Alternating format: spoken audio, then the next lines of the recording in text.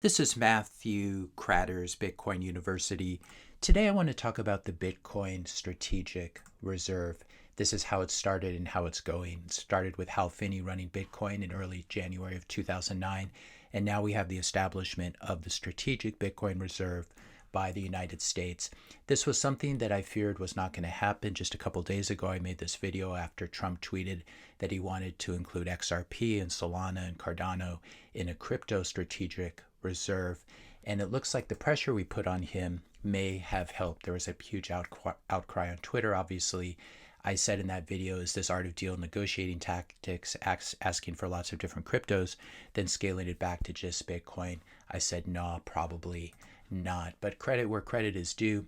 Trump is actually keeping one campaign promise after another, freeing Ross Ulbricht, which was my primary reason for voting for him, and now setting up a strategic Bitcoin reserve. And my head is actually spinning because for the first time in decades, a politician that I voted for is actually doing some of the things that he promised. As I said, I'm sure the huge outcry on X against including things like XRP and Cardano made an impact, as did exchange CEOs like Jesse Powell and Brian Armstrong saying that the reserve should be Bitcoin only, which really is, when you think about it, an extraordinary thing to hear from shitcoin casino runners. This was the tweet from Brian Armstrong a few days ago. Excited to learn more, still forming an opinion on asset allocation. But my current thinking is, number one, just Bitcoin would probably be the best option. Simplest and clear story as successor to gold. And then number two, folks wanted more variety. You could do a market cap weighted index of crypto assets, but probably option number one is easiest.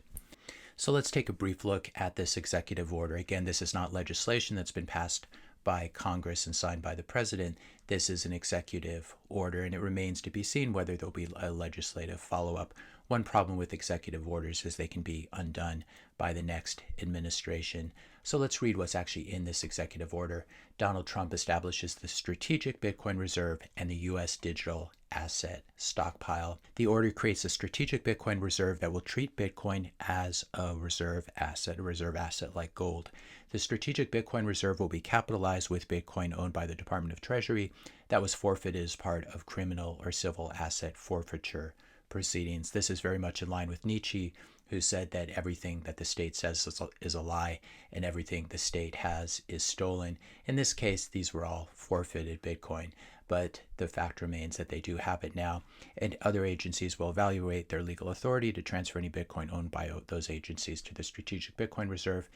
Point number two, the United States will not sell Bitcoin deposited into the Strategic Bitcoin Reserve, which will be maintained as a store of reserve assets. So basically, the United States government is becoming like a Bitcoin maxi saying hodl forever. Of course, executive orders can be reversed, but this is still significant and this is the right approach. And then further, the Secretaries of Treasury and Commerce are authorized to develop budget neutral strategies. In other words, things that do not affect the deficit, the budget deficit, budget neutral strategies for acquiring additional Bitcoin, provided that those strategies impose no incremental costs on American taxpayers. This is also very important, and the nice thing about this is you're not going to hear any taxpayer outcry about this because it is budget neutral. So that's the strategic Bitcoin reserve. Then there's going to be something else called a stockpile, a U.S. digital asset stockpile, consisting of digital assets other than Bitcoin owned by the Department of Treasury that was forfeited in criminal or civil asset proceedings. And this is very important, and this is very, very sad for those people who own crypto, who own shitcoins, who own altcoins. The U.S. government will not acquire additional assets for the U.S. digital asset stockpile beyond those obtained through forfeiture proceedings. So if they want to add to this, they basically have to steal it from people, steal it from shitcoiners. The Secretary of the Treasury may determine strategies for responsible stewardship, including potential sales from the U.S. digital asset stockpile.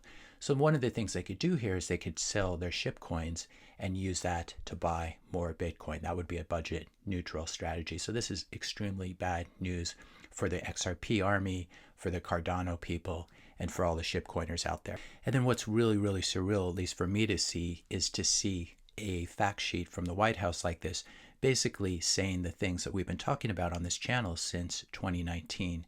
Bitcoin, the original cryptocurrency, is referred to as quote-unquote digital gold because of its scarcity and security having never been hacked. With a fixed supply of 21 million coins, there's a strategic advantage to being among the First Nations to create a strategic Bitcoin reserve. Whoever's advising Trump here clearly understands the game theory aspect of Bitcoin. That's very, very important to be a first mover. The United States currently holds a significant amount of Bitcoin, but has not maximized its strategic position as a unique store of value in the global financial system. Premature sales of Bitcoin have already cost U.S. taxpayers over $17 billion. The executive order begins to resolve the current disjointed handling of cryptocurrency seized through forfeiture by and scattered across various federal agencies. So this is extremely significant. Bitcoin is being set apart here as a unique asset. We now have a strategic Bitcoin reserve. It's not some diluted crypto reserve as we feared. If you're enjoying this video so far, please help to support this channel's educational mission. Hit the subscribe button. That does really help. Leave a like, comment, question, suggestion for a future video, and share this video with a friend or family member. Samson Mao had a great comment here that I want to read in full because I think he says it better than anyone else. Some Bitcoiners are saying the strategic Bitcoin reserve doesn't do anything because it's just seized assets and there's no buying. Well, there will be buying. There are a number of budget neutral ways to acquire Bitcoin, such as issuing Bitcoin bonds or selling gold. One of the things the Fed can do is mark up the value of gold to its current value from $35 an ounce up to like $3,000 an ounce or wherever it is. And then they can credit that to the Treasury General account, the TGA, which is basically the U.S. government's checking account. And then they could use that money to buy Bitcoin. Give it some time, Howard Lutnick will get it done. So Howard Lutnick has told people that he owns hundreds of millions of dollars worth of Bitcoin. So he's highly motivated and incentivized to do something like this. Samson goes on to write, next, the significance of the SBR creation is immense. The ETFs legitimize Bitcoin as an asset class and open the door for institutional investments. Today, with the stroke of a pen, the President of the United States has equivocated Bitcoin with gold. The SBR is a digital Fort Knox. Let that sink in. The real race for nation-state Bitcoin adoption really begins. The SBR also means that we'll finally get an official audit for how much Bitcoin the U.S. actually has. It's likely the U.S. has 112,000 Bitcoin or less because 95,000 Bitcoin belongs to Bitfinex and will be returned. I believe Secretary Bessent has just said this on CNBC. It does not have the 207,000 to 220,000 Bitcoin number that many news sites usually go with. This would put China in the pole position with 194,000 Bitcoin. And you can be sure, as Samson points out here, that this is not something that Trump is happy with.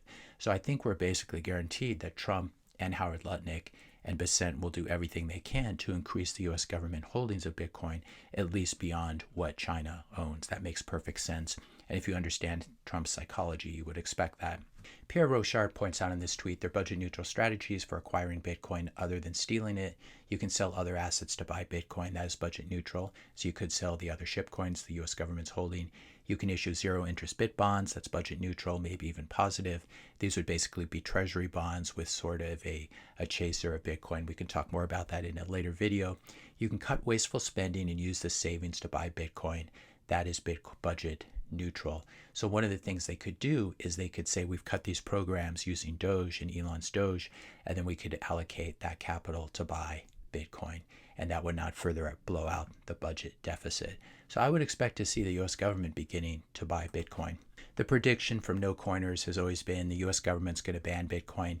The reality, though, is the U.S. government is going to accumulate Bitcoin. This gives us 4 more years of normalizing Bitcoin as a legitimate asset that individuals, families, corporations, and even the U.S. government can hold.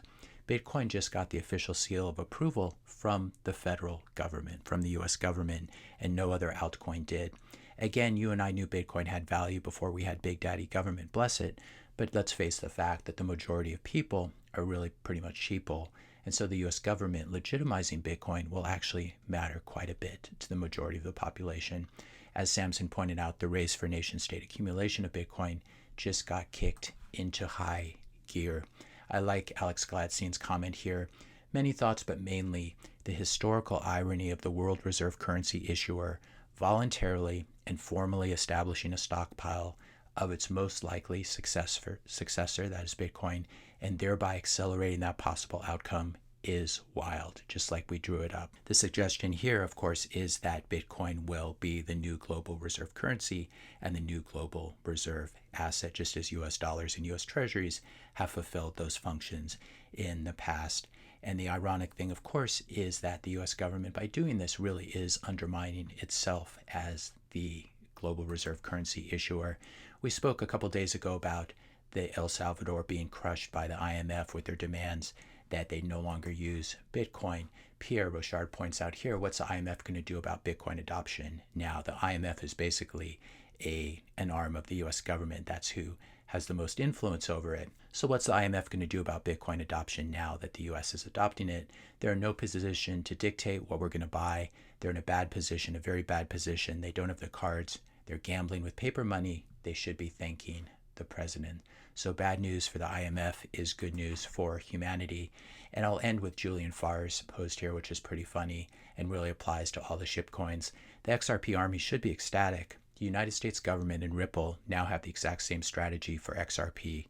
Never buy, only sell. They're going to dump it. They're going to dump any other cryptocurrencies they're holding, and they're going to use it to buy Bitcoin, most likely. If you enjoyed this video, be sure to hit the subscribe and like buttons. Hit the notification bell if you want to be notified when I publish the next video. And let me know your questions and comments in the comment section below. Thanks a lot for watching, and I'll see you in the next video.